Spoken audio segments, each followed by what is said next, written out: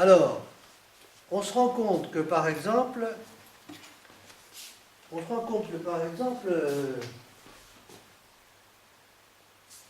il y a Marc,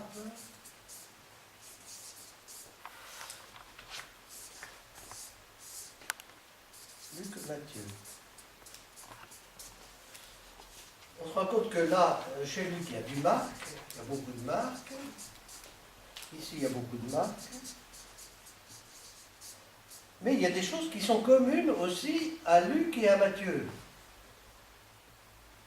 Et ça veut dire qu'ils ont complété leur documentation avec un document que nous n'avons plus maintenant, hein, mais qui leur a servi à tous les deux à compléter vous comprenez un peu ce que je veux dire, hein, à compléter leurs écrits.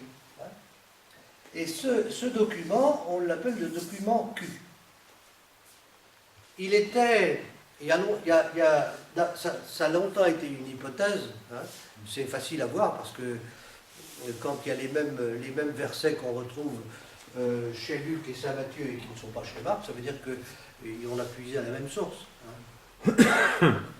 Et puis en plus de ça, alors il y a plus, il y a des versets qui sont spéciaux à Luc, spécial à Luc et spécial à Matthieu. Par exemple, c'est très facile à voir, les versets, parmi les versets spéciaux à Luc, il y a quelques paraboles, hein, qui sont les paraboles de la miséricorde. Hein. Et puis il y a tout l'évangile de l'enfance de Luc, hein, le Magnificat, tout ça, hein, Noël et tout. Alors que chez Saint Matthieu, ben, il y a tout il y a toute l'adoration des mages, le massacre des innocents, la fuite en Égypte, le retour d'Égypte jusqu'en Galilée. Hein. Et puis il y a chez Saint Matthieu, parce que c'est le plus, du point de vue du volume, c'est le plus important. Il y a beaucoup d'enseignements. Pour ceux qui ont étudié Saint Marc, ils ont pu voir que Jésus, il prononce quelques paroles, mais pas beaucoup, et ce sont des paroles qui sont à l'emporte-pièce, comme ça. Hein. Il n'y a pas beaucoup de dialogue, il n'y a pas beaucoup de... Hein. Chez Luc, il y en a un peu plus, mais chez Matthieu, ce que nous allons voir ensemble, hein, c'est qu'il y a des véritables discours. Il y a des véritables discours. Et ces discours, ils portent sur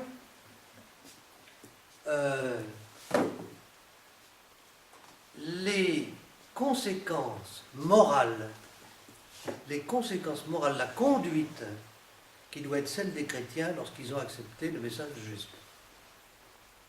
Qu'est-ce qui se passe dans les communautés quand on a accepté le message de Jésus? Un enseignement moral.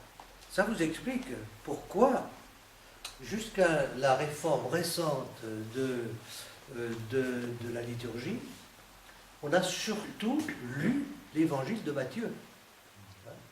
Parce que, je ne sais pas si vous vous rappelez de ça, mais moi j'étais, dans mon enfance, ce qu'on entendait en chair, c'était surtout de la morale. Hein. Bon. Et Saint Matthieu, il se prêtait à ça, parce qu'il donne, il nous rend, en même temps c'est très intéressant, parce qu'il nous renseigne sur les problèmes de sa communauté. Quels étaient les problèmes que rencontraient les chrétiens. Donc on verra ça peu à peu. Alors que ça, on ne le trouve pas chez Luc. Chez Luc, on reçoit Jésus comme ça, à la miséricorde. Hein. Mais là, chez Matthieu, alors là, il ne faut pas faire n'importe quoi. Hein. Vous comprenez la différence de perspective. Hein. Et donc c'est un peu...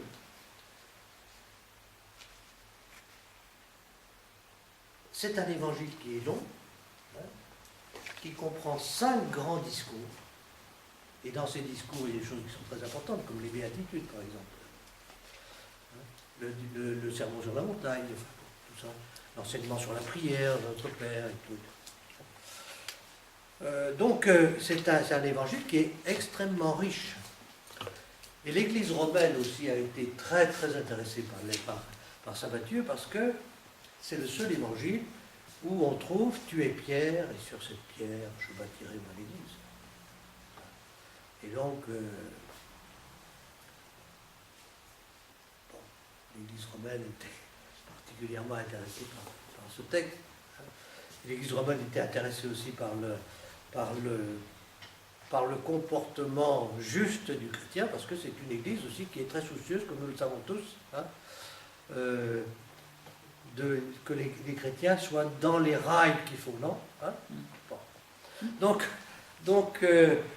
voilà un peu la perspective. Hein. Chaque évangile a sa manière de faire. Alors, bien sûr que dans l'évangile de l'enfance, on ne trouve pas tout ça. Mais on trouve des enseignements très importants. D'abord par rapport à ce que je viens de dire, est-ce qu'il y a des questions? Vous avez envie de poser un peu, de dire quelque chose? J'ai l'impression de redire des choses que j'ai déjà dites, mais ce n'est pas inutile pour le moment. Non. Hein? Ce que vous venez de dire là, vous ne l'avez pas vu précédemment. Ah bon? Non, c'est un éclairage nouveau. Bon. La question, ça va peut-être venir après, c'est dans quel contexte Saint Matthieu écrit. On l'avait bien vu, mais ça va venir peut-être dans les sens après ça. Oui, alors on va lire ensemble, justement, en lisant de près l'évangile de Saint Matthieu et en voyant les contradictions dans lesquelles cette communauté est, on peut avoir une idée hein, de ce qu'était cette communauté. Hein. C'est l'évangile où il y a le plus de références à l'Ancien Testament. C'est l'évangile dans lequel vous avez, oui, Jésus dit, je ne suis pas venu abolir la loi, mais l'accomplir. Hein.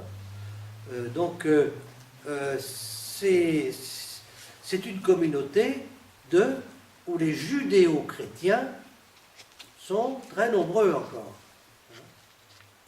Plus ça va, plus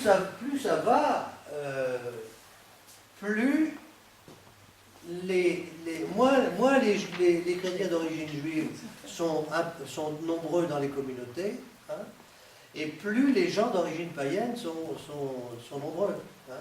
Mais il y a quand même des grandes villes hein, où les païens et les juifs sont très nombreux. C'est Alexandrie, dont j'ai déjà parlé, et c'est Antioche. Hein. Antakya aujourd'hui en Turquie, hein, qui a été une grande capitale pendant plusieurs siècles.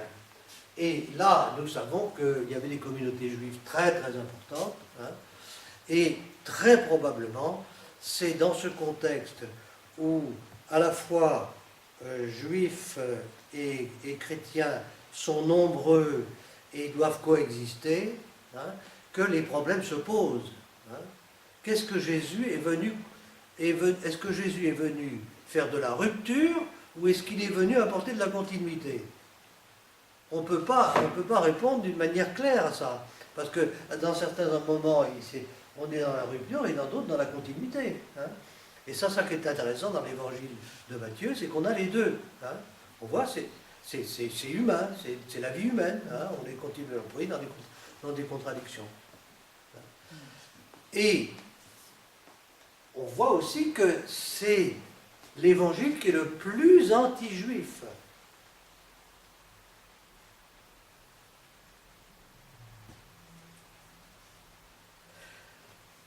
Il est le plus anti-juif,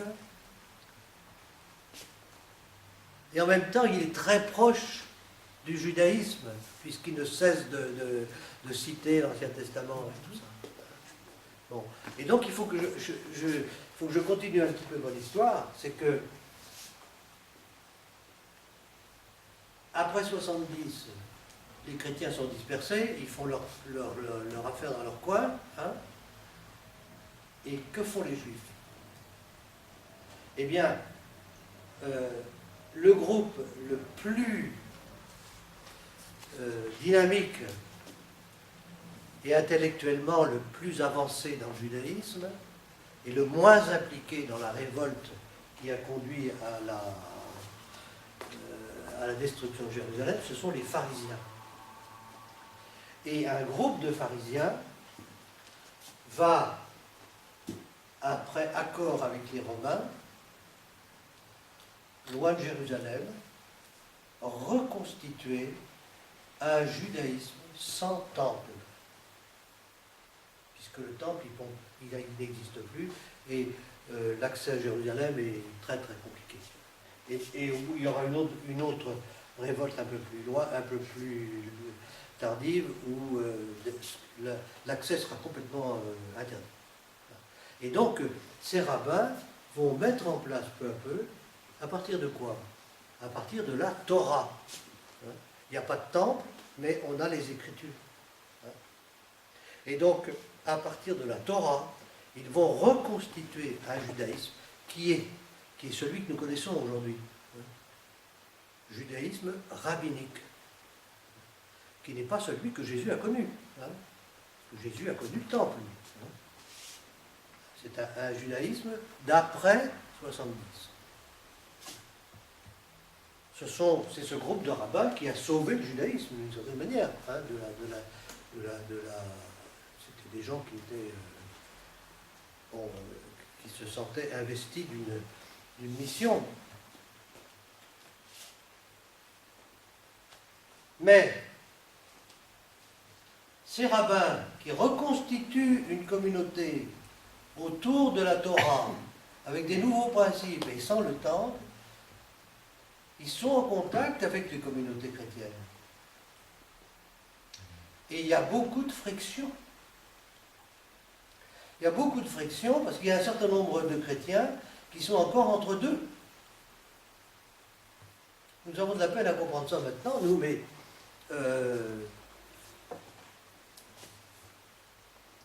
les apôtres ne se sont pas convertis.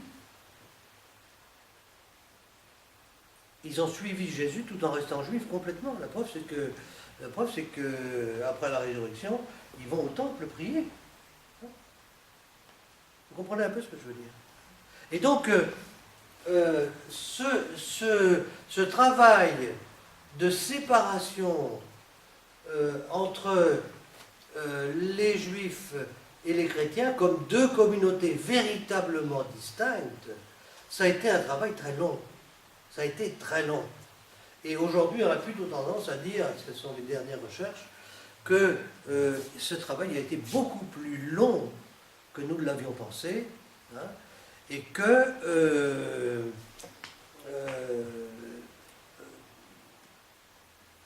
ce processus de séparation ne s'est pas fait exactement, il ne s'est pas fait de la même manière dans les différents endroits où ces communautés étaient en friction. Vous comprenez un peu ce que je veux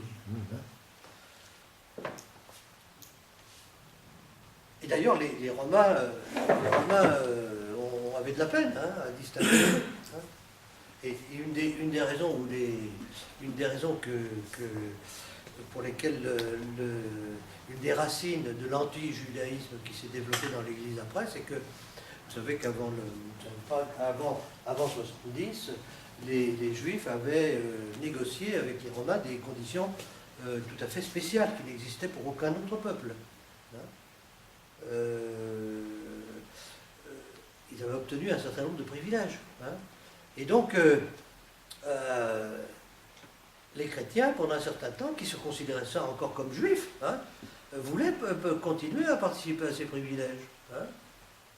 Des exemptions, etc. Et les juifs leur disaient, mais non, pas eux. Vous comprenez? Ah non, pas eux, non, ils n'ont pas le droit à la distribution de nourriture qui est... Donc, donc peu à peu, ça va se développer comme ça. Et nous avons la trace dans l'évangile de saint Matthieu, dans cet anti-judaïsme, dans cette difficulté qu'il a avec les Juifs, et qu'il replace dans l'histoire de Jésus, en fait, c'est plutôt dans cette histoire-là qu'il faut la voir.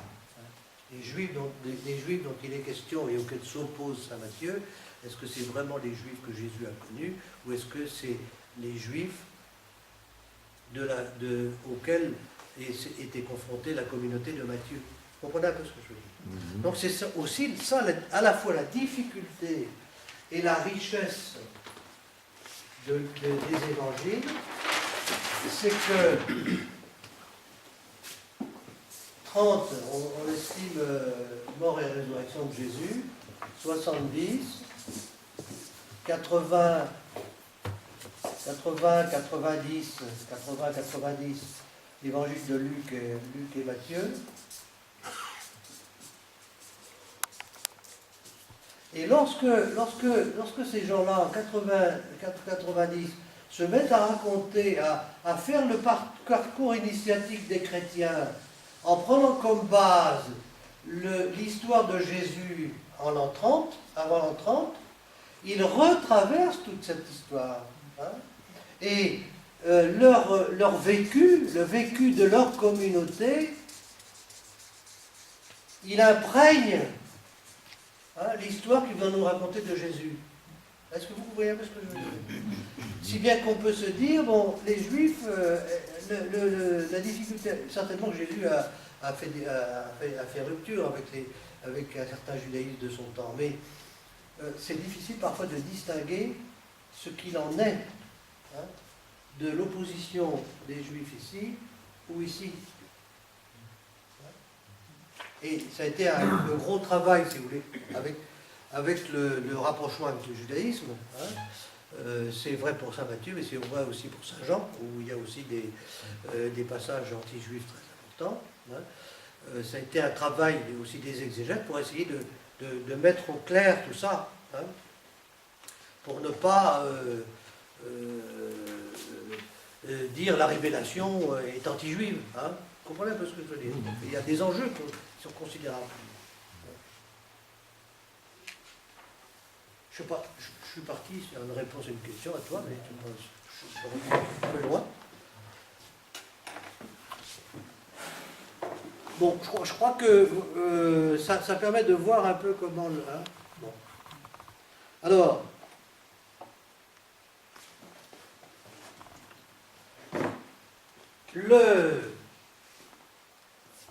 Saint Matthieu, il va sur le schéma, sur la trame de l'évangile de Marc, il va nous réécrire un évangile avec toutes les...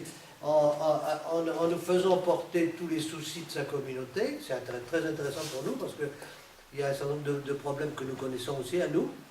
C'est le problème de la communauté chrétienne. Et puis en même temps, il va mettre une espèce de,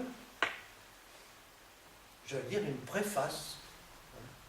Et l'évangile de l'enfance de Matthieu, c'est une espèce de préface. Alors, ce n'est pas une préface comme on fait pour les livres aujourd'hui en disant, voilà, je viens d'écrire mon livre, parce que les préfaces, c'est toujours à la fin qu'on les fait, donc je viens d'écrire mon livre et voilà ce que j'ai voulu dire. Mais, parce que ces gens-là, ils ne parlent pas de manière abstraite. Ils parlent de manière concrète. Ils parlent avec des images et avec des récits. Et donc, dans les évangiles de l'enfance, ils vont nous raconter des histoires, ils vont nous faire des récits qui vont être bourrés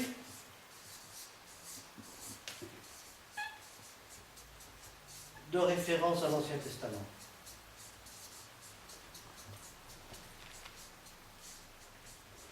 Alors, si on ne comprend pas ça, on risque de les interpréter complètement à côté. Parce que les clés sont souvent cachées. Elles sont cachées pour nous parce que nous connaissons très mal l'Ancien Testament.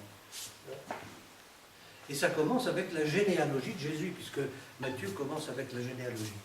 Je ne sais pas si on aura le temps, en principe, ce n'est pas dans notre programme, mais nous savons ce que c'est qu'une généalogie. Mais nous savons ce que c'est qu'une généalogie que nous essayons de faire scientifique. Hein. Le but de saint Matthieu, lorsqu'il fait la généalogie, ce n'est pas de nous faire une généalogie scientifique de Jésus. Hein. C'est à travers une généalogie semi-fictive, je dis semi-fictive parce qu'il va se servir de tous les documents de l'Ancien Testament, hein. Avec cette généalogie semi-fictive, il va insérer un enseignement à propos de qui est Jésus. Qui est Jésus? Et pourquoi Jésus vient-il? Pourquoi Jésus vient-il? Eh bien, il vient pour les nations païennes. C'est ce qu'il nous a raconté dans l'histoire des mages.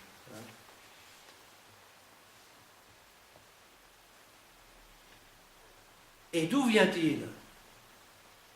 Alors, il ne vient pas d'ici-bas, il vient en partie d'ici-bas, mais il vient d'en haut. En même temps d'ici-bas et en même temps d'en haut. Saint Luc et Saint Matthieu sont d'accord là-dessus.